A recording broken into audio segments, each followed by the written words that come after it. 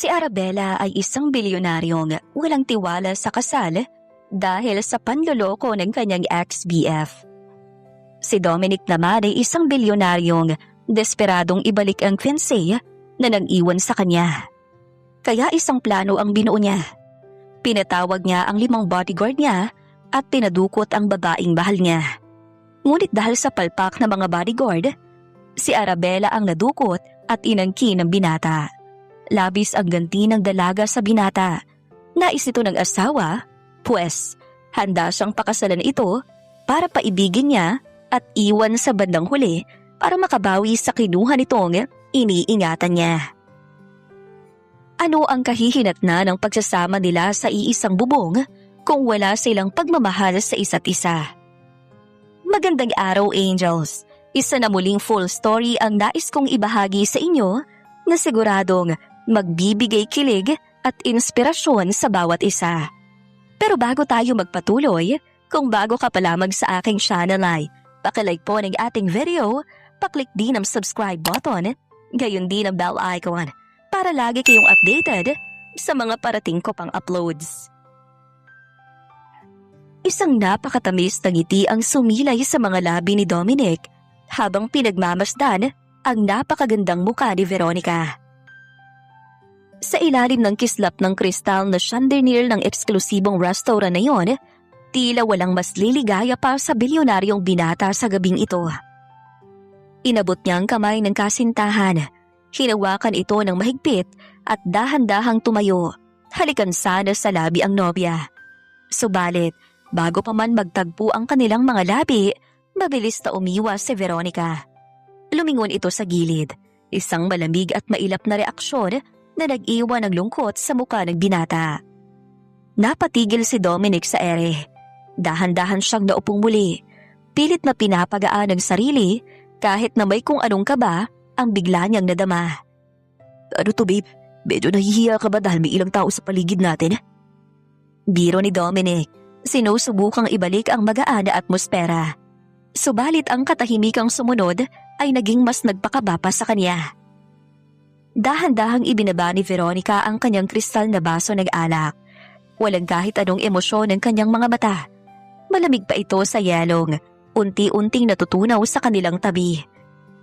Sa ibabaw ng lamesang may saping mamahaling tela, marahang inalis ni Veronica ang kumikinang na brilyanteng singsing mula sa kanyang daliri. Ang alahas na nagkakahalaga ng milyon-milyon, ang simbolo ng kanilang 5 taong relasyon, ay dahan-dahan niyang itinulak patungo sa direksyon ng binata. Parang huminto naman ang tibok ng puso ni Dominic. Ano to, Veronica? Ang kanyang pilit na tawa ay tuluyang naglaho, napalitan ng panginginig ng kanyang mga kamay. Kung sinusubukan mo kong biruin dahil sa stress ka sa pag-aasikaso ng kasal natin, itigil mo na. Hindi nakakatuwa, babe. Ibalik mo yun sa daliri mo bago pa tayo mapansin ng ibang tao. Umiling si Veronica. Walang bakas ng pag-aalinlangan sa kanyang muka. Dominic, hindi ito biro. Isinasauli ko ng singsing na ito. Hindi ko na kayang ituloy ang kasal natin. Hindi ko na kayang magpanggap na masaya sa tabi mo. Parang isang malaking kidlat ang gumuhit sa puso ni Dominic. Winawasak ang bawat pangarap na binuo niya. Ang kanyang puso, na akala niya ay ligtas sa piling ng babae, ay tila tinapakan at tinurog. Planado ng kasal natin, paano ang pamilya natin? Mga kaibigan na, nakakaalam ng lahat. Please, Veronica, huwag mo kong iwan sa ere. Ang boses ni Dominic na karaniwang nagpapatakbo ng malalaking korporasyon ay gumaralgal. Puno ito ng pakiusap, sugat at nagmamakaawa. Hinawakan niyang muli ang kamay ni Veronica. Mahigpit, tila ba kapag binitawan niya ito, ay tuluyan ng maglalaho ang kanyang mundo.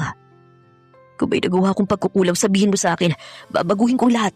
Dahil to sa oras ko sa trabaho, kaya kong iwan ang mga proyekto na yan para sa'yo. Huwag mo lang akong iwan ng ganito. Marahan ngunit buong lakas na binawi ni Veronica ang kanyang kamay. Hindi ikaw may pagkukulang, Dominic. Ako. Diretsong sagot ng babae habang may pumatak na luha sa kanyang pisngi, ngunit nanatiling matigas ang boses.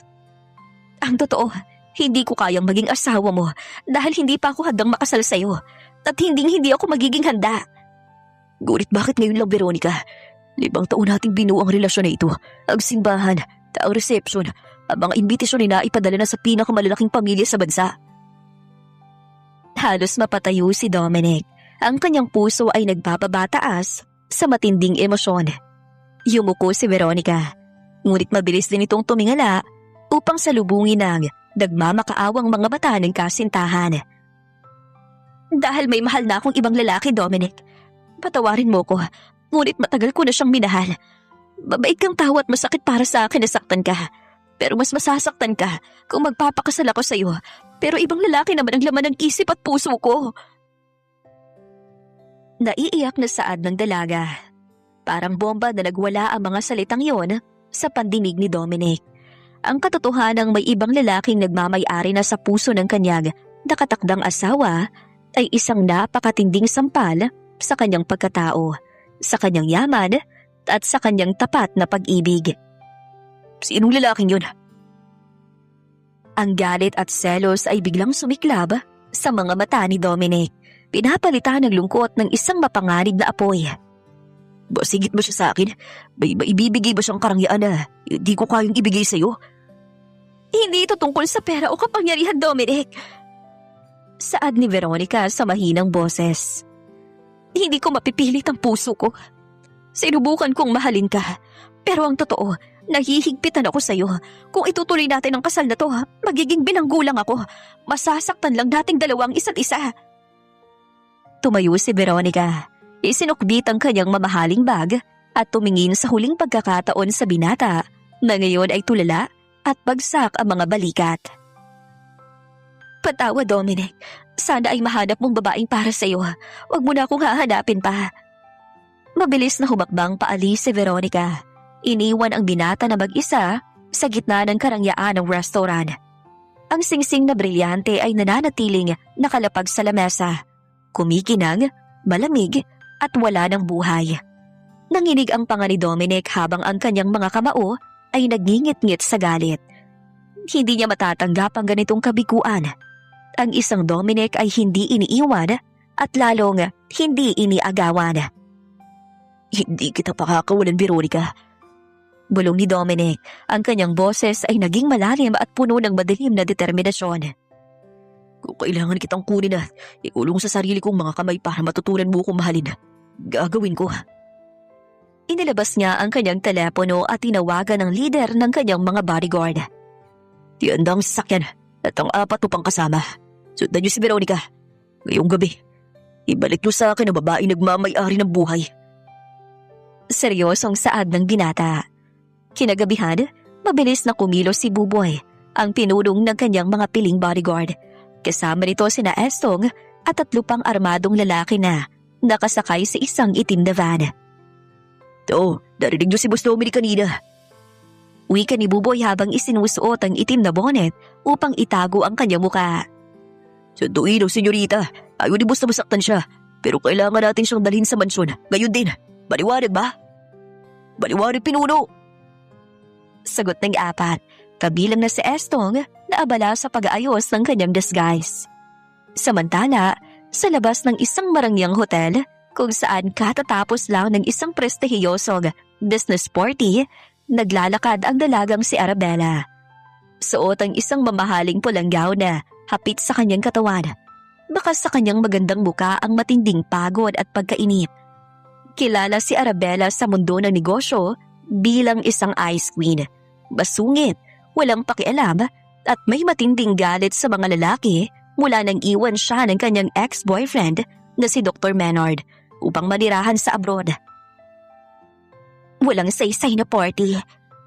Bulong ni Arabella sa sarili habang hawak ang kanyang mamahaling designer clutch bag. Puro mga lalaking mapagpanggapang nandoon. Akala mo kung sino mga tapat, manloloko naman. Pababa na siya sa madilim na bahagi ng parking lot upang pumasok sa kanyang sasakyan nang biglang humarurot ang isang itim na van sa kanyang tapat. Bago pa man siya makasigaw, mabilis na bumukas ang pinto nito. Lumabas ang 5 lalaking nakabonet. Dahil sa kadiliman at sa katulad na kulay ng kasuotan ni Veronica ng gabing yun, Hindi na nag-aksaya ng panahon ang mga tauhan ni Dominic. Dito na siya! Isakay mo na! Bilis! Sigaw ni Buboy. Bitawan niyo ako! Sino kayo? Bitawan niyo ako, mga kriminal! Tili ni Arabella nang maramdaman niya may bumuhat sa kanya at mabilis siyang ipinasok sa loob ng van. Bumagsak si Arabella sa sahig ng sasakyan habang mabilis na sumara ang pinto at humarurot ang van paalis. Ngunit kung akala ng mga bodyguard ay iiyak at magmamakaawa ang dalaga, nagkakamali sila. Si Arabella ay hindi ordinaryong babae. Sa gitna ng takot, ang nanaig sa kanya ay ang umaapoy na galit. Sino kayo? Sino ang nag-utos sa inyo na kunin ako? Galit na sigaw ni Arabella. Bigla siyang bumangon at buong lakas na pinagsusuntok ang pinakamalapit na lalaki sa kanya. Si Estong. Aray, teka lang miss! Saad ni Estong habang sinasalo ang mga suntok ni Arabella sa kanyang muka at balikat. Miss, tumigil ka nga! Nakakasakit ka na! Papatulan na kita! Subukan mo ako saktan.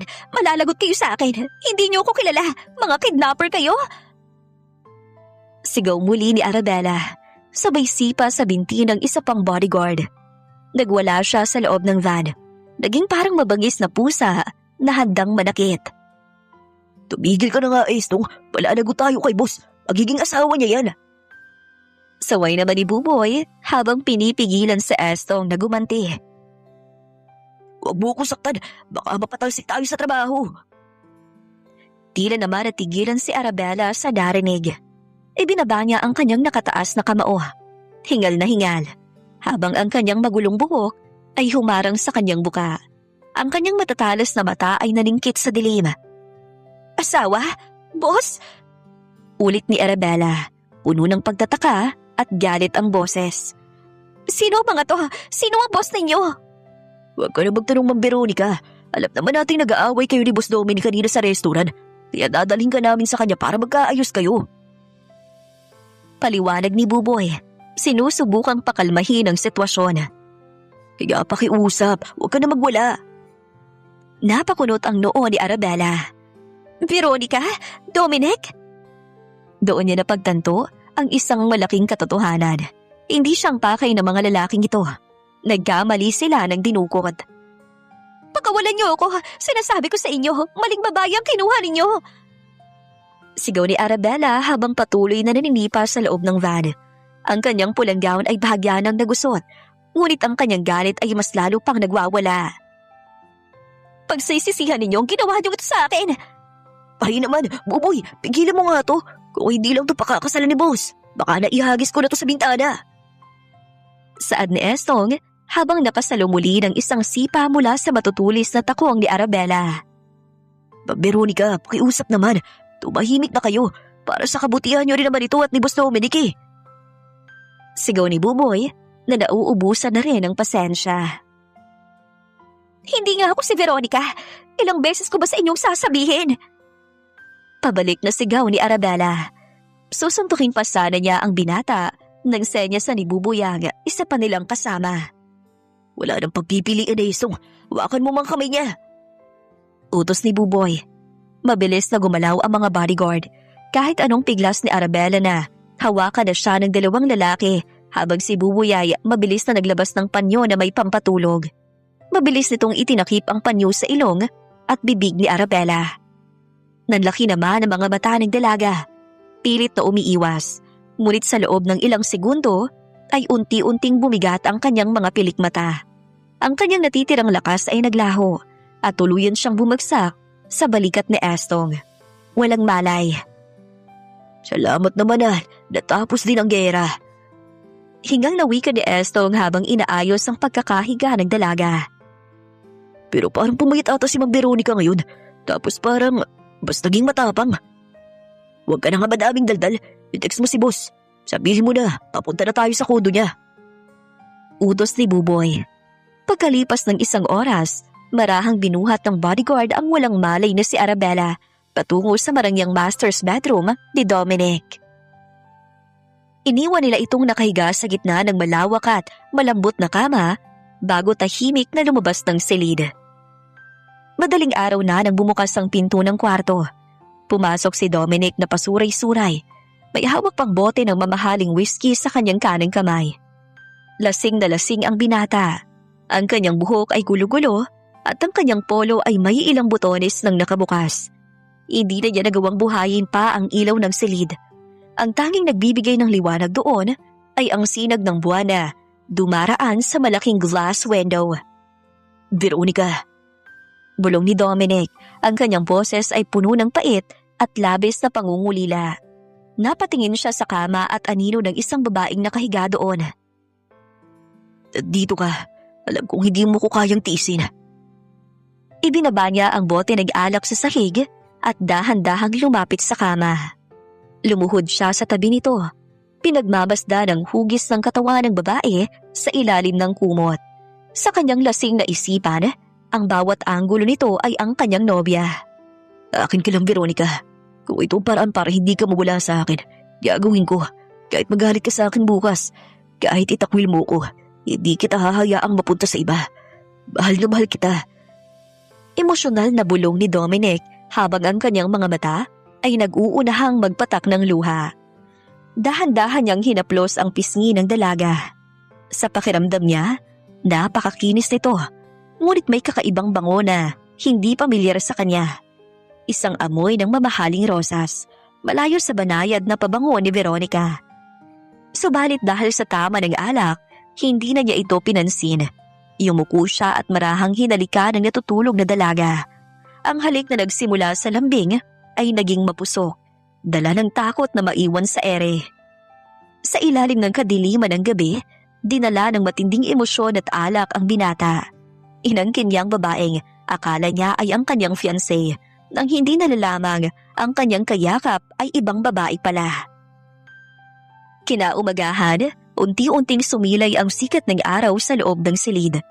Dumampi ang liwanag sa mukha ni Dominic na dahan-dahang nagmulat ng kanyang mga mata. Masakit ang kanyang ulo dahil sa hangover. Ngunit ang unang pumasok sa isip niya ay ang kagandahan ng gabi. Gumiti siya at lumingon sa kanyang tabi upang yakapin ang dalaga. Subalit mapatitig siya sa mukha ng babaeng mahimbing na natutulog sa tabi niya. Tila binuhusa ng nagyayalong tubig si Dominic. Napabalikwas siya ng upo. Nanlalaki ang mga mata. Ang itim na tuwid na buhok, ang matangos na ilong, at ang hubog ng muka, hindi ito si Veronica. Sino ka? Bulala si Dominic sa gulat habang ang kanyang puso ay nagsisimulang sumayaw sa matinding kaba. Unti-unti namang nagmulat ng mata si Arabella dahil sa ingay ng boses ni Dominic. Mabigat ang kanyang ulo. Ngunit nang tuluyan niyang maaninag ang estrangherong lalaking nakaupo sa tabi niya sa ibabaw ng malawak na kama, tila na malikmata pa siya. 1 segundo, 2 segundo, at nang magproseso sa kanyang isip ang nangyari, mabilis na nag-apoy ang kanyang muka sa tindi ng galit. Sino ka? Muling saad ni Dominic habang nakatitig sa dalaga na nanlalaki ang mga mata sa gulat. Sino ako, mister? Sigaw ni Arabella. Buong lakas niyang kinuha ang malaking unan sa kanyang likuran at walang pag-aalinlangang ipinaghampas ito sa muka at balikat ng binata. Sino ako? Ako lang naman ang pinadukot mo sa mga urong sulong mong tauhan kagabi. Aray, teka lang, miss, sandali. Salag ni Dominic habang pilit na iniiwas ang kanyang muka sa bawat hampas ng unan. Tumigil ka, mag-usap tayo. Walang usap-usap sa kriminal na tulad mo. Galit na pabalik na sigaw ni Arabella. Ngunit sa kalagitnaan ng kanyang pagwawala, bigla siyang natigilan. Isang matinding sakit sa buong katawan ang kanyang naramdaman. Napabitaw siya sa unan. Dahan-dahang napahawak sa kumot na nakabalot sa kanyang katawan at napatingin sa ilalim nito. Wala siyang kasuotan. Doon ay tuluyang gumuho ang kanyang mundo. Ang galit sa kanyang mga mata ay panandaliang napalitan ng takot. Anong ginawa mo sa akin? Nanginginig ang boses na saad ng dalaga habang ang mga luha ng puot ay nagsisimulang pumatak sa kanyang pisngi. Napakasama mong lalaki ka! Anong ginawa mo sa akin? Nalito naman si Dominic. Napahawak siya sa kanyang noo.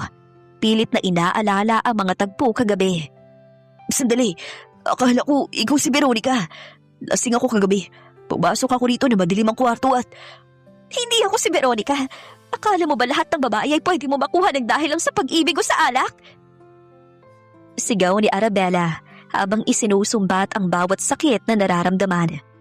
Magpapaliwanag sana si Dominic nang biglang bumukas ang pinto ng kwarto. Tumasok ang isang ginang na halatang naghihisterikal. Ang mami ni Dominic. Dominic anak, anong nabalitaan ko sa papa mo na umatras ang kasal si Veronica? Pasigaw na bungad ng ginang habang naglalakad papasok. Gumawa ka ng paraan para matuloy ang kasal. Mapapahiya ang pamilya natin sa buong bansa kung hindi matutuloy yan.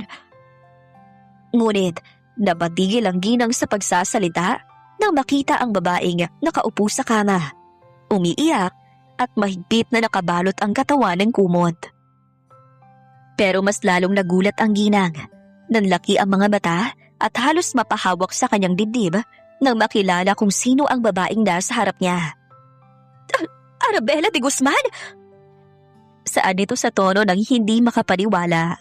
Napatanga si Dominic sa kanyang ina. Mom, kilala mo siya?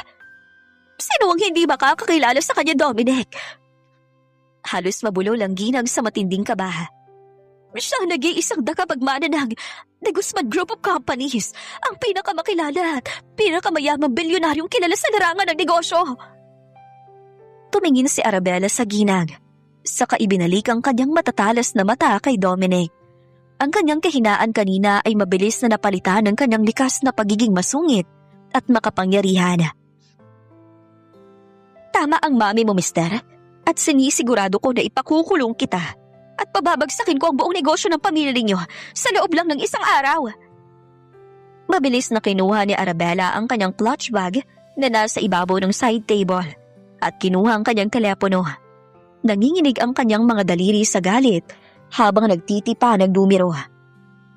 Hindi ko palalagpasin ang ginawa mo sa akin, mister. Ngayon din, kakausapin ko ang aking chief legal counsel upang ihanda ang pinakamabigat na kaso laban sa iyo at sa mga tauhan mo. Bago pa man maidiin ni Arabella ang tawag, mabilis na lumapit si Dominic at hinarangan ng kamay ng dalaga. Bitiwan mo ako! Singhal ni Arabella. Miss, sandali. Pakinggan mo muna ako. Mariing saan ni Dominic, pilit na pinapakalma ang boses upang mag-isip ng maayos. Alam ko nagkamali ako at aminado ko dun. Pero bago mo tawagan ang abogado mo, mag-isip ka muna kung ipapaalam mo sa lahat ang nangyari. Diba, mas nakakaya ng isang kilalang matapang, makapangyarihan at iginagalang na Arabella de Guzman ay nakuha lang ng isang lalaki niya. Hindi naman niya nobyo sa isang pagkakamali. Kapag nalaman to ng media, dudurugin nilang reputasyon mo. Napatigil naman si Arabella. Ang kanyang panga ay nagingit-ngit sa katotohanang may punto ang lalaki. At isa pa, handa akong panagutan ang nangyari. Kung mabuong nangyari sa ating kagabi, pananagutan ko ang bata, hindi kita tatakbuhan. Anong bata? Nahihibang ka na ba? Saad ni Arabella ng masamang tingin ng binata. Bago pa man makasagot si Dominic, biglang lumapit ng kanyang ina na si Doña Corazon. Buong lakas nitong nahampas ang balikat ng anak. Anong handang panagutan ng bata? Dominic, ano bang pinagsasasabi mo? Mama, nasasaktan ako. Saad ng binata habang napapahawak sa kanyang balikat. Dapat lang sa'yo yan. Napakapasaway mong bata ka. Galit na asik ni Doña Corazon bago hinarap si Arabella na may bakas ng matinding pag-aalala. Arabella, iha, humihingi ako ng tawad sa ngalan ng pamilya ko. Pero tama si Dominic, kapag nalaman ito ng mga chismoso at mga kalaban natin sa negosyo, pareho tayong babagsak. Ang dapat mong gawin, Dominic, ay ibangon mo ang dignidad ni Arabella. Pakasalan mo siya sa lalong madaling panahon. What? Mama, no! Mabilis na tanggi ni Dominic at nanlaki ang mga bata. Bilang ay nakiusap ako kay Veronica, tapos ngayon, papakasalan ko ang babaeng hindi ko naman lang kilala. At sa tingin mo ba, gusto kitang maging asawa? Bulyaw din ni Arabella. Hindi ako naniniwala sa kasal. Lahat kayong mga lalaki ay manloloko. Pero ito lang ang paraan upang maisalba ang pangalan ng pamilya natin, Dominic. At upang hindi ka mabulok sa kulungan. Giit ng kanyang ama na tila determinadong ituloy ang kasal upang matakpan ang parehong iskandalo. Ang pag-atras ni Veronica at ang maling pagdukot kay Arabella. Habang nagtatalo ang mag-ina, biglang natahimik si Arabella. Ang kanyang matatalas na mata ay sumulit kay Dominic na tabala sa pakikipag-argumento sa kanyang ina. Isang madalim at mapanganib na plano ang biglang nabuo sa utak ng dalaga. Galit siya sa mga lalaki. At ang lalaking ito ang kumuha ng kanyang pinakaiingatan. Sige. Malamig na sabat ni Arabella na nagpatigil sa mag-ina. Nalingon siya ni Dominic. Kunot ang noo. Parang sige. Pakakasalan kita. Saad ni Arabella habang ang isang mapait at nakakatakot na ngiti ay sumilay sa kanyang mga labi. Gusto niyang maghiganti. Gusto niyang maranasan ni Dominic ang madilim sa loob ng sarili nitong pamamahay bilang ganti sa ginawa nito sa kanya. Para kay Arabella, wala siyang pakialam sa sagradong kahulugan ng kasal dahil matagal na siyang sinaktan ni Maynard. Sigurado ka ba riyan, Miss de Guzman? Tila hindi makapaniwalang tanong ni Dominic. Nakakaramdam ng kaba sa biglang pagbago ng isip ng hangin. Oo, pero huwag ka mag-isip na maging masaya ka sa piling ko, mister. Gagawin kong madilim ang buhay mo. Bulong ni Arabella sa kanyang sarili. Para sa kanya, madali lang naman ang mag-file ng divorce sa ibang bansa o magpaanal kapag natapos na ang kanyang paghihiganti. Perfect! Tuwang-tuwang palakpak ni Doña Corazon. Ihahanda ko ng kasal sa lalong madaling panahon. Ang kasal ni Dominic at Arabella ang itinuturing na pinakamarangyang kaganapan sa buong bansa sa taong iyon. Lahat ng kilalang tao sa mundo ng negosyo, politika at mataas na lipunan ay dumalo. Nang maihatid na sila sa marangyang mansyon ni Dominic pagkatapos ng reception, mabilis na inalis ni Arabella ang kanyang belo at inihagis ito sa sofa. Huwag mong i-artist sa akin ang ganyang mukha, Dominic. Malamig na bungad ni Arabella habang nakatalikod. Mukha kang pinagsakluban ng langit at lupa habang nasa altar tayo. Humarap sa kanya si Dominic. Ang kanyang mga mata ay puno ng pait at matinding galit. Lumapit siya ng dahan-dahan sa dalaga. Ang kanyang panga ay nagngingit-ngit. At anong inaasahan mo? Nangingitian kita? Arabella, sinira mo ang buhay ko.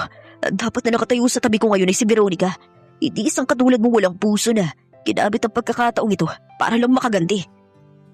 Hindi natakot si Arabella. Tinaas niya ang kanyang baba at sinalubong ang nanilisik na mga bata ng binata. Palaban ang kanyang tigdig. Pwede ba? Huwag mo akong baliktarin. Sino ba sa atin ang nagpakidnap? Sino ba sa atin ang nanamantala ng babae dahil lang sa pagiging lasinggero? Kung hindi ka masamang tao, hindi tayo aabot sa altar.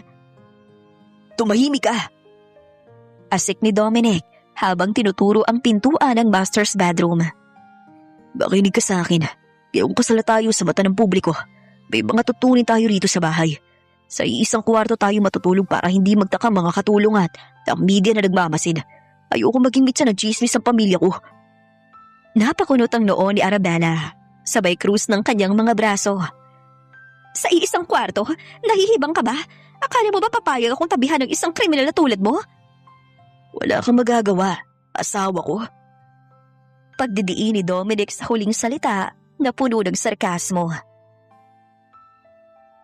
Matutulog ka sa kama, sa sofa ako. Pero huwag kang gagawa ng ingay na magpapahiwatag na hindi tayo okay maliwanag. Fine, pero subukan mo lang lumampas sa boundary ng sofa mo, Dominic. Sisiguraduhin kong hindi mo na magagamit ang junior mo habang buhay. Banta ng dalaga bago pabalagbag na pumasok sa banyo upang magpalit ng damit. Lumipas sa mga linggo.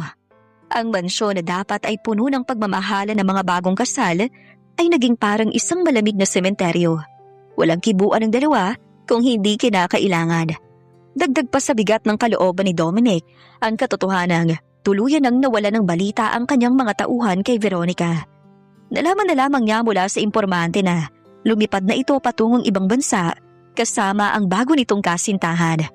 Ang balitang yon ay ang tuluyang nagpabagsak sa natitirang sigla ng binata. Isang gabi, malalim na ang gabi, ngunit gising pa si Arabella dahil sa tinatapos ng mga papeles para sa kanyang kumpanya. Pababa siya sa kusina upang kumuha ng tubig nang mapansin niya ang liwanag sa may balkonahe. Doon ay nakita niya si Dominic. Nakaupo ito sa sahig, nakasandal sa pader at may hawak na namang bote ng alak. Gulong-gulo ang buhok nito at mugto ang mga mata. Halatang kanina pa ito umiinom habang nakatitig sa kawalan. Dahan-dahang lumapit si Arabella. Ang kanyang tsinelas ay lumikha ng mahinang tunog. Magpapakamatay ka ba sa alak, Dominic? Kung mamamatay ka, siguraduhin mong pirmahan mo muna ang papeles ng mga ari-arian mo para sa akin. Napaangat ng tingin si Dominic. Mapait na ngumiti sa kabila ng kalasingan. Kahit kailan, napakadesperada mo sa pera at paghihiganti, no? Wala ka talagang pakiramdam. May pakiramdam ako, Dominic. Kaya ako nga alam na ang ginagawa mo ay kahibangan at wala akong pakialam sa yaman mo. Sagot ni Arabella habang nakapamewang na nakatitig sa binata. Kahibangan? Tumawa ng pilit si Dominic bago uminom ng direkta mula sa bote. Umalis na siya ng bansa, Arabella. Kasamang lalaking mahal niya. Abang ako, eto, nakakulong sa isang kasal. Hindi ko naman ginusto kasamang isang masungit at galit sa mundong babaeng tulad mo. Napatigil si Arabella. Ang huling sinabi ng binata ay tila pumukaw sa isang lumang sugat sa kanyang puso. Naalala niya bigla si Maynard, ang ex-boyfriend niyang nang iwan din sa kanya upang magtungo sa abroad. Ang sakit ng maiwan sa ere, ang sakit ng ipagpalit sa iba, ay pamilyar na pamilyar sa kanya. Sa unang pagkakataon, ang galit sa mga mata ni Arabella ay bahagyang napalitan ng isang hindi inaasahang pagkaawa para sa kanyang asawa. Akala mo ba, porket alam mo na matapang ako at palaban, ay hindi ako marunong masaktan? Tao din ako, Dominic! Saad ni Arabella, habang ang kanyang boses ay bahagyang nanginginig. Lumapit siya ng isang hakbang sa lasing na asawa. Lahat ng pinagdadaanan mo ngayon ay napagdaanan ko na. Ang maiwan, ang ipagpalit, ang magmukhang kawawa habang ang taong mahal mo ay masaya sa piling ng iba. Alam ko ang pakiramdam yan, kaya wag mo kong huhusgahan na para bang wala akong puso. Napatigil si Dominic sa pag-inom ng alak. Napaangat siya ng tingin. Ang kanyang lasing na mga mata ay panandali ang nawala ng galit. Anong ibig mo sabihin? Nalilitong saad ng binata. Hindi sumagot si Arabella. Tinalikuran niya si Dominic at mabilis na naglakad pabalik sa kwarto. Iniwan ng asawa na nalilito. Humiga siya sa kama habang umiikot ang kanyang isipan. Isang bagong ideya ang sumagi sa kanyang utak. Kung ang puso ni Dominic ay kasalukuyang sugatan, ito ang pinakamagandang pagkakataon. Mas naituloy sa kanyang isip ang plano. Paiibigin niya si Dominic ng husto at kapag hibang na ito sa kanya, doon niya ito iiwan para makaganti sa gabing kinuha nito ang kanyang dignidad. Kinabukasan, ang umaga ay binalot ng matinding katahimikan. Walang kibuan ang mag-asawa habang nag-aalmusal, hanggang sa magkahiwalay silang pumasok sa kani-kanilang mga kumpanya. Ngunit hindi maalis sa isip ni Dominic ang mga sinabi ni Arabella kagabi. Nang makarating sa kanyang opisina, agad na tinawagan ni Dominic ang kanyang matalik na kaibigan na isang magaling na imbestigador. Jake, kailangan ko ng pabor. Bunga ni Dominic sa telepono. Ipa-background check mo sa akin ang nakaraan ni Arabella de Guzman. Lahat, lalo nang tungkol sa mga naging karelasyon niya. Aba pre, mukhang interesado ka na sa ice queen mo ah. Biro ni Jake sa kabilang linya. Sige, bigyan mo ako ng 2 oras. Hindi nga nagtagal, tumawag muli si Jake at ipinadala ang mga dokumento. Dominic, tamang hinala mo. Lalo sa kolehiyo pa si Arabella. May seryoso siyang relasyon sa isang lalaki. Si Dr. Maynard Mendoza, iniwan si Arabella ni Maynard ng walang sapat na dahilan para manirahan at magtrabaho sa abroad. Doon nagsimula ang pagiging mailapat, galit ni Arabella sa mga lalaki. Nang maibaba ni Dominic ang telepono, nakaramdam siya ng matinding konsensya. Kaya pala ganoon na lamang ang galit niya sa mundo. Saad niya sa sarili. Nasaktan din pala siya at dinagdagan ko pa ang trauma niya. Dahil sa bigat ng loob, nagpa siya si Dominic na bumawi. Nag-order siya ng mamahaling putahe mula sa isang sikat na restaurant at personal na nagtungo sa De Guzman Tower, ang kumpanya ng kanyang asawa. Pagkapasok pa lamang ng matangkad, makisig at gwapong bilyonaryo sa lobby, agad na nagbulungan ang mga empleyadang babae. Oh my gosh, si Sir Dominic, ang asawa ni Ma'am Arabella! Bulong ng isang sekretarya. Napakagwapo sa personal, ang swerte ni Ma'am! Ngumiti lang ng bahagya si Dominic at dumiretso sa elevator hanggang sa marating ang opisina ng CEO. Pumasok siya nang walang katok. Dala ang mga paper bag ng pagkain. Sino nagbigay sa'yo ng karapatang pumasok dito nang hindi nagpapasabi? Malamig na bungad ni Arabella. Nakaupo ito sa kanyang swivel chair. Suot ang kanyang salamin habang nagbabasa ng mga schedule niya. Didalhan kita ng tanghalian. Malambing na saad ni Dominic habang inilalapag ang mga pagkain sa lamesa nito. Nabalitaan kong hindi ka pa kumakain. Tiningnan lang ni Arabella ang pagkain. Saka ibinalik ang tingin sa mga papeles. Walang pakialam. Busog ako. Ilabas mo yan. At huwag kang umasta na parang mabuting asawa, Dominic. Hindi bagay sa'yo. Arabella, please. Huwag ka naman mapagmataas. Dito ko para makipag-ayos. Pakiusap ng binata. Lumapit pa ito ng kaunti. Pasimpleng nagpatay mali siya si Arabella. Lihim siyang napangiti sa kanyang sarili sa likod ng mga papeles. Konsensya ba ito, Dominic? Mabuti. Kung gusto mong kumain, dyan ka sa sahig kumain. Busy ako. Masungit na saad ni Arabella. Ngunit ang kanyang mga mata ay sumulyap sa seryosong mukha ni Dominic. Ang hunang hakbang ng kanyang planong paibigan ng asawa ay opisyal nang nagsisimula. Talaga bang dinalhan mo lang ako ng pagkain para magpabango ng pangalan, Dominic? Malamig ang boses ni Arabella habang dahan-dahang ibinababa ang kanyang panulat. O may iba ka pang kailangan? Wala akong ibang kailangan, Arabella. Seryosong sagot ni Dominic habang nauupo sa bakanting silya sa tapat ng lamesa nito. Gusto ko lang bumawi yan. Gusto kong imbitahan ka sa gaganaping business party ngayong gabi. Kailangan natin dumalo bilang mag-asawa. Tumaas ang isang kilay ng dalaga. Party? Para ipamukha sa lahat na masaya tayong mag-asawa. Kahit ang totoo ay nasusuka ako tuwing nakikita kita. Para sa reputasyon ng mga kumpanya natin. Giit ni Dominic. Lumapit ang mukha nito ng kaunti. Isang gabi lang, pagkatapos ito, hindi na kita kukulitin. Nag-isip si Arabella. Isang magandang pagkakataon ito para simulan ang panunuyo sa kanya sa harap ng maraming tao. Sa loob-loob niya. Fine, dadalo ako, pero siguraduhin mong hindi mo ko pahihiyain. Nang gabing yon, naging sentro ng atensyon ng mag-asawa sa malawak na ballroom ng hotel. Suot ni Arabella ang isang itim na gown na lalong nagpatingkad ng kanyang kaputian, habang si Dominic naman ay mukhang prinsipe sa kanyang mamahaling tuxedo. Magkahawak kamay silang naglalakad, na tila parang masayang mag-asawa. Ngumiti ka naman, Arabella. Mukha kang mananakit ng tao. Bulong ni Dominic habang nakaharap sa mga reporter. Masasanay ka rin, Dominic. Ito ang mukhang makakasama mo sa dilim. Pabalik na bulong ng dalaga na may kasamang pilit ng ngiti sa mga kamera.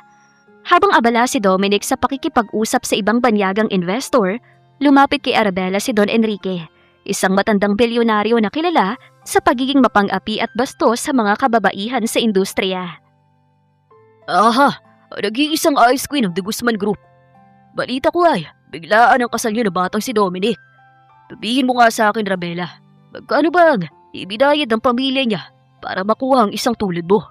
O baka naman, nakakita ka lang ng lalaking papatol sa kasungitan mo. Naningkit ang mga mata ni Arabella. Mag-ingat kayo sa pananalita niyo, Don Enrique. Hindi niyo kilala kung sino ang kinakalaban niyo. Oh, talaga ba? Ano gagawin mo? Iiyak sa harap ng mga board members? Lahat naman alam na kaya ka lang matapang ay dahil iniwan ka ng ex-boyfriend mong doktor. Broken-hearted na pumatol sa unang lalaking dumaan. Nangatal ang mga labi ni Arabella. Ang pagbangkit sa kanyang nakaraan sa harap ng maraming tao ay tila muling nagbukas ng kanyang sugat. Napakuyom siya ng kamao, hindi makapagsalita sa tindi ng hiya at galit. Ngunit bago pa man makasagot si Arabella, isang matigas na kamay ang biglang humawak sa balikat ni Don Enrique at marahas itong iniharap. Si Dominic, nanggagalit ang panga ng binata at nag-aapoy ang mga mata sa galit. Ulitin mong sinabi mo sa asawa ko, Enrique. Mariin at mababa ang boses ni Dominic, ngunit puno ng matinding pagbabanta. Dominic, bibiro lang naman ako. Bawi ng matanda na makita ang bagsik sa mukha ng binata. Walang puwang mga biro mo rito. Putol ni Dominic, hinawakan niya sa kwelyo ang matanda na ikinagulat ng lahat. Babaeng kaharap mo ay si Arabella de Guzman, CEO ng kanyang kumpanya. At higit sa lahat, asawa ko. Kapag narinig ko pang binastos mo siya, binanggit ang nakaraan niya. Sisiguraduhin kong bukas na bukas din ay burado ng pangalan ng pamilya mo sa stock market. Naiintindihan mo ba? Mabilis na tumango ang matanda. Namumutla ang muka. Oo, patawad. Binitiwan ni Dominic ang kwelyo nito at lumingon kay Arabella. Nagulat ang dalaga. Hindi niya inaasahang ipagtatanggol siya ng lalaking galit din sa kanya. Agad na hinawakan ni Dominic ang kamay ni Arabella at hinila ito palabas ng ballroom, tatungo sa tahimik na hardin ng hotel. Ayos ka lang ba? Hingal na tanong ni Dominic, bakas ang tunay na pag-aalala sa kanyang mga mata.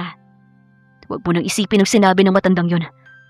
Nakatitig lang si Arabella kay Dominic, tila natutunaw ang yelo sa kanyang puso sa unang pagkakataon. Bakit mo ginawa yun? Bakit mo ko ipinagtanggol sa kanya? Bumuntong hininga si Dominic at hinawakan ang magkabilang balikat ng dalaga. Dahil asawa kita, Arabella, at kahit galit tayo sa isa't isa, hindi ko hahayaang may ibang taong babastos at magpapaluha sa'yo. Napatitig si Arabella sa mga labi ng binata, nakaramdam ng kakaibang pintig sa kanyang puso na matagal nang nawala. Lumipas ang ilang buwan at hindi namamalaya na mag-asawa na unti-unti nang nagbabago ang ihip ng hangin sa loob ng mansyon. Isang gabi, habang nagbabasa ng libro si Arabella sa sala, napatingin siya sa malaking orasan. 7:00 pa lang ng gabi. Narinig niya ang busina ng sasakyan ni Dominic. Hindi na siya naglalasing at hindi na rin siya umuuwi ng madaling araw tulad ng dati. Sa loob-loob ni Arabella, habang nakatitig sa pinto, pumasok si Dominic na may dalang ngiti, bitbit ang isang maliit na kahon ng paborito nitong cake. Gising ka pa pala. Dinalhan kita nito. Alam kong paborito mo ang chocolate mousse. Tumingin si Arabella sa cake, saka pa simpleng umirap para itago ang kakaibang pintig sa kanyang puso. Salamat, pero wag mong isipin na dahil sa cake na to ay bati na tayo. Tumawa ng mahina si Dominic, isang tunog na matagal nang hindi naririnig ni Arabella. Alam ko naman, misis, masungit ka pa rin. Linggo ng umaga noon, pareho silang walang pasok sa trabaho. Pababa si Arabella sa kusina nang makita si Dominic na nakasuot ng simpleng t-shirt at shorts, tila may magandang plano. Arabella, tamang-tama. Gusto sana kitang ayain. Bakante naman ang schedule natin ngayon. Ano kaya kung mamasyal tayo sa resort namin sa Batangas? Magandang panahon doon ngayon. Masarap mag-relax. Napakunot ang noo ni Arabella at agad na nagtaas ng pader. Sa Batangas? Ayoko nga.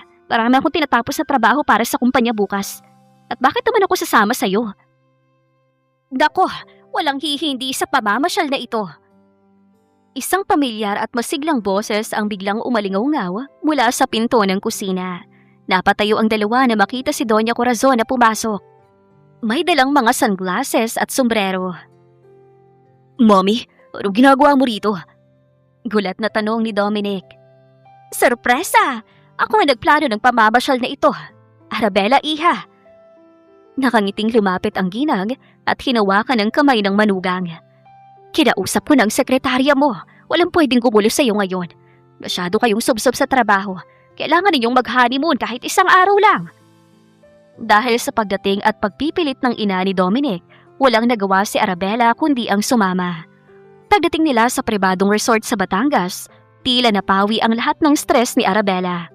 Ang asul at malinaw na dagat, ang simoy ng hangin at ang katahimikan ng lugar ay hindi niya inaasahang magugustuhan niya ng ganoon kaginhawa. Suot ang isang simpleng puting sundress, naglakad-lakad siya sa tabing dagat habang bitbit ang kanyang tsinelas. Akala ko ba, hindi ka mag-e-enjoy rito? Nakangiting lapit ni Dominic habang may hawak na 2 baso ng buko juice. Inabot niya ang isa sa asawa. Kinuha ito ni Arabella at humigop ng kaunti bago tumingin sa malawak na dagat. Magandang view. Yung view lang ang gusto ko, hindi ang kasama ko. Kahit kailan talaga, napakataas ng pride mo. Natatuwang iling ni Dominic. Umupo ito sa buhanginan at tumingala sa kanya. Pero alam mo, bagay sa iyo nakangiti. Mas maganda ka kapag hindi ka nakasimangot. Naramdaman ni Arabella ang biglang pag-init ng kanyang mga pisngi. Umupo siya sa tabi ng binata. May sapat na distansya. Ngunit sa unang pagkakataon ay hindi niya ito binalikan ng masungit na salita. Habang pinapanood ni Dominic sa Arabella na nagdadala ng hangin, ay tila payapang muka. May napagtanto siya sa kanyang sarili. Masaya ako, sa isip ng binata. Napansin niya na tuwing kasama niya si Arabella, gumagaan ang kanyang pakiramdam. Ang dating pait Ang galit sa mundo at naging ang mga alaala ng panloloko ni Veronica ay tila unti-unti nang naglalaho sa kanyang puso at isipan. Si Arabella na ang unti-unting pumupuno sa puwang na iniwan ng nakaraan. Dominic, basag ni Arabella sa katahimikan habang nakatitig sa papalubog na araw. Bakit kanya ka tumingin? Lumapit ang bahagya si Dominic. Hinawakan ang kamay ng dalaga na nakapatong sa buhangin. Sa pagkakataong ito, hindi ito binawi ni Arabella. Sigurado ko lang na totoong nandito ka sa tabi ko ngayon. Nagtama ang kanilang mga bata, pero ilang sandali pa ay namumula na umiwas ang dalaga. Nang sumapit ang gabi, nagpaalam na rin si Doña Corazon na babalik na ng Maynila. Todo ang ngiti ng ginang habang kumakaway sa dalawa. Paano? Maiwan ko na kayong dalawa rito. Huwag niyo muna akong isipin. Ang isipin niyo ay ang kinabukasan ninyong dalawa. Dominic, alagaan mo si Arabella. Opo, ma'am. Mag-ingat ka sa biyahe.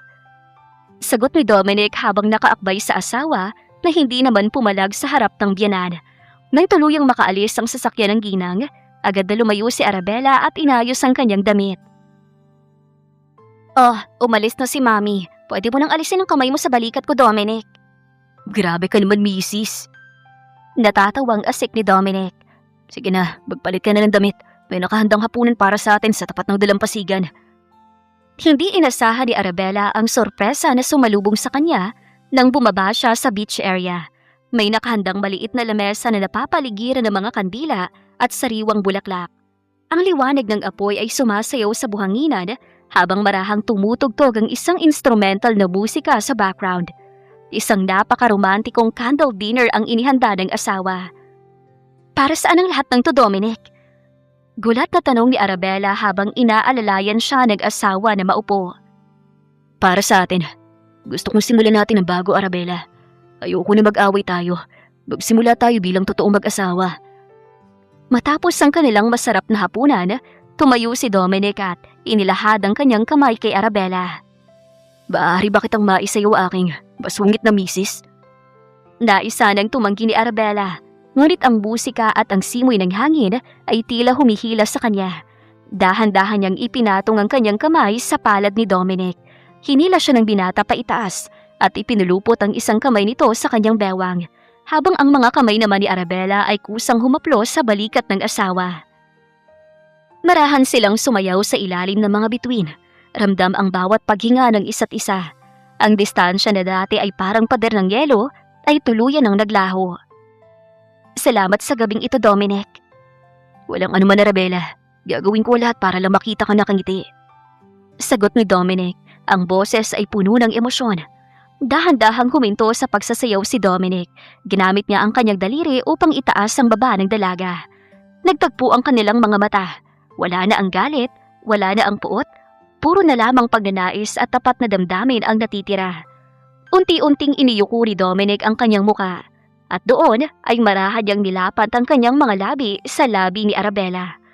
Nanlaki ang mga mata ni Arabella sa unang segundo. Ngunit sa hindi niya maipaliwanag na dahilan, ang kanyang mga kamay ay kusang humigpit sa pagkakayakap sa leeg ng asawa. Namalayan na lamang niya na unti-unti na siyang tumutugon sa mapusok, ngunit mapagmahal na halik ni Dominic. Ang halik na yon ay parang nagpadaloy ng kuryente sa kanyang buong katawan. Nang magkahiwalay ang kanilang mga labi, kapwa sila hingal habang nakadikit pa rin ang kanilang mga noo sa isa't isa. Anong nangyayari sa akin? Tanong ni Arabella sa kanyang sarili habang nakatitig sa gwapong mukha ng asawa. Isang matinding katotohanan ang sumampal sa kanya sa sandaling yon. Ang plano niyang paibigin ng asawa upang ito ay saktan at iwan sa huli ay tila tuluyan ang nabaliktad. Dahil sa bawat haplos, sa bawat pagtatanggol at sa bawat lambing ni Dominic, siya ang unti-unting napapamahal sa bilyonaryong binata. Ang kanyang pusong bato ay tuluyan ang natunaw sa init ng pag-ibig ni Dominic. Ang gabing yon sa Batangas ay naging saksi sa muling pag-aalab ng isang apoy na hindi na kayang itanggi ng kanilang mga puso. Sa ilalim ng malalambot na kumot ng marangyang silid ng resort, muling pinagsaluhan ni Dominic at Arabella ang isang gabi ng matinding pagsuyo. Ngunit sa pagkakataong ito, wala na ang pait ng alak, wala nang sapilitang pagkuha. Ang bawat haplos at halik ay puno ng tapat na pangako at pag-ibig. Nang sumapit ang madaling araw, habang nakahiga si Arabella sa balikat ng asawa, dahan-dahang hinaplos ni Dominic ang kanyang buhok. Arabella, ngayong gabi, napatunayan ko sa sarili ko na tuluyan mo nang nakuha ang puso ko. Hindi na ito dahil sa kasunduan dahil kay Veronica. Mahal kita, Arabella. Nangilid ang luha sa mga mata ni Arabella. Ang kanyang dating plano na paibigin ng asawa upang makaganti ay tuluyan ang naglaho sa kanyang isipan. Ang tanging alam niya ngayon ay ang tibok ng kanyang sariling puso. Mahal din kita, Dominic. Patawad kung naging matigas ako. Nagkaaminan sila ng totoong nararamdaman. Akala nila ayun ang simula ng kanilang totoong maligayang pagsasama. Ngunit kinabukasan, pagkarating nila sa Maynila, isang hindi inaasahang problema ang nag-aabang sa kanilang mansyon. Habang nasa opisina si Dominic, dumating sa mansyon ang matalik na kaibigan ni Arabella na si Cindy, ang nag-iisang nakakaalam ng lihim na plano ng dalaga bago pa sila tuluyang nagkaayos ng asawa. Naupo si Cindy sa sala habang si Arabella naman ay nakangiting naghahanda ng kape. Aba, mukhang blooming ang ice queen natin Pero teka, Arabella, naguguluhan ako sa mga ikinikilos mo ngayon. Akala ko ba nung huli tayo magkausap, ang plano mo ay papaibigin mo lang si Dominic para makaganti sa ginawa niya sa'yo. Para kapag in love na siya sa'yo, saka iiwan mo siya sa ere at magpa-file ka ng divorce. Nabitawan ni Arabella ang kutsara. Hindi pakiusap, wag mo nang banggitin yan. Bakit? Bakas ang pagtataka sa mukha ni Cindy. Akala ko ba, Arabella, papaibigin mo si Dominic para makaganti? Bakit tila ikaw ang umibig sa asawa mo? Hindi nila alam, kapapasok pa lamang ng pinto ni Dominic. Maaga itong umuwi para sana sorpresahin muli ang asawa. Ngunit ang mga huling salita ni Cindy ang sumalubong sa kanyang pandinig. Parang gumuho ang mundo ni Dominic sa pangawalang pagkakataon. Ang pag-ibig na akala niya ay totoo, ay isa lamang palang laro ng paghihiganti.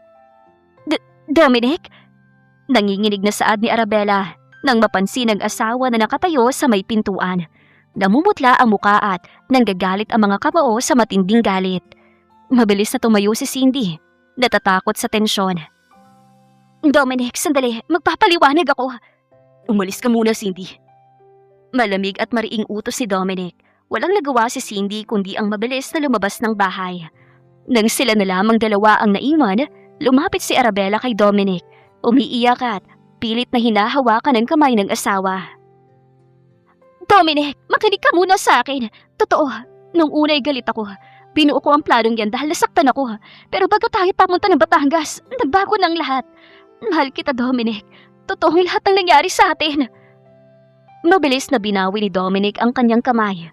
Ang kanyang mga mata ay puno ng labis na puot, kabiguan at sakit. Isang laro. Lahat ng ipinakita mo sa akin ay isa lamang laro. Ginamit mo ang kahinaan ko, Arabella. Hindi, Dominic. Pakinggan mo ako. Pagmamakaawa ng dalaga. Ngayon, balaya ka nang umalis, Arabella. Hindi na kita pipilitin na ayusin ang pagsasama natin. Baka matama sila. Ang taong matigas ang puso ay hindi na magbabago. At nagkamali ako na pinagkatiwalaan kita. Bago pa man makasagot si Arabella, tinalikuran na siya ni Dominic at pabalagbag na isinarado ang pinto ng mansyon. Galit at bagsak ang balikat na nagtungo si Dominic sa kilalang resto bar na pag-aari ng kanyang kaibigang si Jake. Doon, sa sulok ng madilim na bar, sunod-sunod niyang ininom ang matatapang na alak. Pilit na nilulunod ang isa na namang pagkabigo sa pag-ibig habang si Arabella naman ay naiwang humahagulhol sa sahig ng kanilang mansyon. Madaling araw na nang bumukas ang pinto ng mansyon. Pasuray-suray na pumasok si Dominic, amoy na amoy ang alak at halatang walang sapat na tulog. Sa kabila ng pagod at puyat, nananatiling nakaupo si Arabella sa sala. Mugto ang mga mata, ngunit alertong napatayo nang makita ang kalagayan ng asawa. Mabilis siyang lumapit upang alalayan ito. Dominic, salamat sa Diyos at nakauwi ka. Nag-alala ako ng gusto sa iyo. Huwag mo akong hawakan. Malamig na tabing ni Dominic sa kanyang mga kamay, bagamat muntik na itong matumba kung hindi lang nakahawak sa gilid ng sofa. Hindi sumuko si Arabella. Hinawakan niyang muli ang braso ng lalaki, umiiyak na nakiusap. Please, Dominic, ayusin natin to. Mahal kita. Maniwala ka sana sa akin. Kung ano man ang narinig mo kagabi, nakaraan na yun. Ang totoong nararamdaman ko ngayon ay ikaw. Hindi, Arabella. Mali. Mali na nagpadala tayo sa kasal na to sa umpisa pa lang. Ay alam nating pareho tayong napilitan. Nagkamali ako na naniwala magiging maayos ang pagsasama natin. Dominic, hindi totoo yan. Makinig ka. Dalhin mo lahat ng mahalagang bagay mo rito sa mansyon. At bukas na bukas din. Gusto ko, wala ka na rito. Mahal kita. Mahal na mahal kita. Pero pinapalaya na kita. Napatigil si Arabella. Ang huling mga salita ni Dominic ay tila bumasag sa huling pag-asa ng kanyang puso. Ngunit sa likod ng luha, nakita niya ang lalaking lubos na nasasaktan dahil sa kanya. Huminga siya ng malalim, pinunasan ng kanyang mga pisngi at tumitig ng diretso sa asawa. Kung yan ang gusto mo, gagawin ko, Dominic. Pero pangako ko sa iyo, dadalhin ko ang pinakamahalagang bagay sa akin sa mansyon na to at hindi ko yun iiwan. Tinalikuran na siya ni Arabella at mabilis na umakyat sa itaas. Naiwang tulala si Dominic sa sala. Dahan-dahang napaupo sa sahig habang hawak ang kanyang ulo. Nasaktan siya ng husto sa narinig. Pakiramdam niya, napakadali lang kay Arabella na talikuran ng lahat at agad-agad na umalis pagkatapos ng nangyari. Ang totoo, sa kabila ng kanyang galit, ang tanging gustong marinig ni Dominic ay ang paulit-ulit na paghingi ng tawad ni Arabella at ang patunayan nitong hinding-hindi siya nito iiwan. Gusto niyang habulin ng asawa, ngunit pinigilan niya ang sarili dahil sa kanyang natitirang pride. Naglakad si Dominic sa kama at doon ay tuluyang nakatulog dahil sa tindi ng kalasingan at pagod ng isip. Kinabukasan, nagising si Dominic dahil sa isang kakaibang pakiramdam. Tila hindi normal ang kanyang pagtulog. Unti-unti niyang iminulat ang kanyang mga mata, ngunit sa halip na ang kisame ng kanyang kwarto ang makita, napansin niyang gumagalaw ang paligid. Tila nakalutong siya sa ere. Ano to? Nananaginip pa ba ako? Bulong ni Dominic habang kinukuskos ang kanyang mga mata. Doon niya tuluyang namalayan ang nangyayari. Nakahiga pa rin siya sa kanyang sariling marangyang kama. Ngunit ang buong kama kasama siya ay kasalukuyang pasan-pasa ng 5 malalaking kalalakihan. At ang 5 lalaking ito ay walang iba kundi sina Buboy, Estong, at ang 3 pang bodyguard na kumuha kay Arabella noon. Ano to, Buboy? Estong, ano ginagawa niyo sa kama ko? Gulat na sigaw ni Dominic habang pilit na bumabangon sa gitna ng gumagalaw na higaan. Pasensya na, Boss Dominic. Hingal na sagot ni Buboy habang maingat na naglalakad pababa ng hagdan ng mansyon, pasa ng kanang sulok ng kama. Sumusunod lang po kami sa utos ng bagong senyorita. Anong utos? Ibaba niyo ako. Naku, boss, wag po kayo malikot. Baka mahulog kayo at malagot kami kay Ma'am Arabella. Hirit naman ni Estong na pawis habang pasa ng kabilang dulo. Sa ibaba ng hagdan, nakatayo si Arabella. Suot ang isang eleganteng corporate attire. Nakapamawang ito habang may hawak na isang piraso ng papel at may matamis ngunit mapaglarong ngiti sa kanyang mga labi. Magandang umaga, asawa ko. Bati ni Arabella. Arabella, anong kalokohan ito? Sabi ko sa'yo umalis ka na. Bakit mo ipinapabuhat ang kama ko? Singhal ni Dominic na hindi alam kung mahihiya o magagalit sa sitwasyon. Lumapit si Arabella sa tapat ng kama na dahan-dahang ibinaba ng mga bodyguard sa gitna ng malawak na sala. Sinusunod ko lang ang kasunduan natin kagabi, Dominic. Sinabi mo dalhin ko ang lahat ng mahalagang bagay sa mansyon na to at umalis ako. At sinabi ko naman sa'yo, dadalhin ko ang pinakamahalagang bagay sa akin at hindi ko yun iiwan. Tinitigan ni Arabella ng may labis na pagmamahal at determinasyon ang naguguluhang asawa. At ikaw yun, Dominic. Ikaw ang pinakamahalagang bagay sa akin. Kaya dahil pinaalis mo ko sa mansyong to, aalis ako. Pero dadalhin kita. Dahil hindi ko na kayang mabuhay na wala ka sa tabi ko. Mahal na mahal kita, Dominic. Umiiyak na saad ni Arabella. Dahil sa mga sinabi ni Arabella, tila napawi ang lahat ng natitirang galit at sakit sa puso ni Dominic. Ang kanyang mga mata na kanina lang ay puno ng kalituhan ay biglang nagniningning ngayon sa labis na saya. Walang pag-aalinlangan siyang bumaba mula sa kama at buong lakas na isinubsob ang asawa sa isang napakahigpit na yakap. Mahal na mahal din kita, Arabella. Akala ko talaga ay iiwan mo na ako. Akala ko mag-isa na naman ako. Niyakap din siya ng mahigpit ni Arabella. Hinahaplos ang likod ng binata habang patuloy na pumapatak ang mga luha ng kaligayahan sa kanyang mga pisngi. Hindi kita iiwan, Dominic. Natakot lang ako na baka hindi mo na ako mapatawad. Humarap si Dominic sa kanya. Hinawakan ang kanyang magkabilang pisngi at seryosong tumitig sa kanyang mga mata. Dito, nangangako ako sa iyo, Arabella. Gagawin ko lahat para mapaligaya ka lamang. Wala nang nakaraan. Ikaw lang ang buhay ko. Labis naman ang kasiyahang nadarama ni Arabella.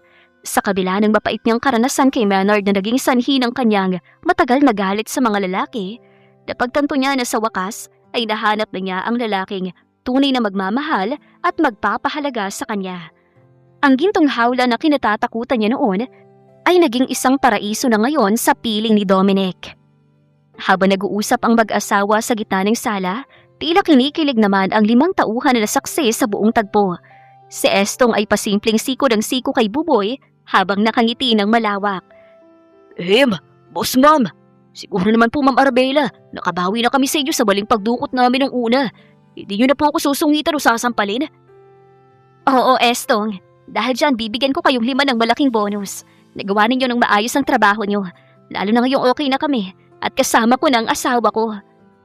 Wow! Salamat, senyorita. Buhay na naman ang pamilya natin ito.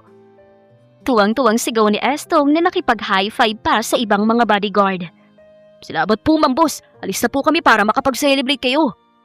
Wika naman ni Buboy na malawak din ang ngiti habang isinisenya sa mga tauhan na lumabas na ng mansyon upang bigyan ng pribadong oras ang dalawa. Nang sila na lamang muli ang maiwan sa malawak na sala, muling nagyakap ng mahigpit ang mag-asawa. Ramdam nila ang kapayapaan na matagal na nilang hinahanap. Dahan-dahang humiwalay si Dominic, ngunit sa halip na tumayo lang, dahan-dahan siyang lumuhod sa harap ni Arabella. Arabella de Guzman, ang unang kasal natin ay nagsimula sa sapilitan, sa galit at sa isang malaking pagkakamali ng mga tauhan ko. Ngunit ngayon, sa harap mo, malinis ang puso ko. Gusto kong pakasalan ka muli, hindi dahil sa iskandalo, hindi dahil sa utos ng mga magulang natin, kundi dahil hindi ko kayang mabuhay na wala ka. Pakakasalan mo ba ako muli, love? Oo, Dominic. Paulit-ulit kong tatanggapin ang pag-ibig mo dahil mahal na mahal din kita.